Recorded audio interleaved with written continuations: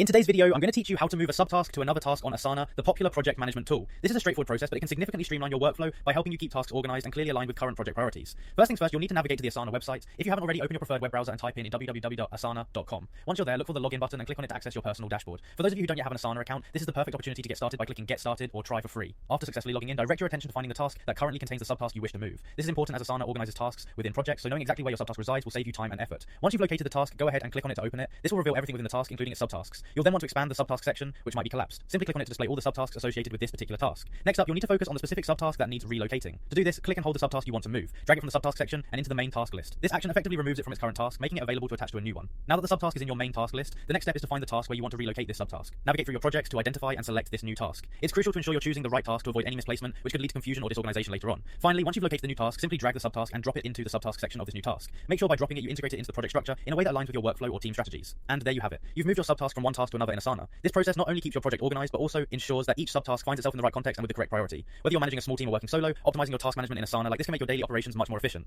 Thanks for joining me today, and I hope this tutorial brings you one step closer to mastering Asana.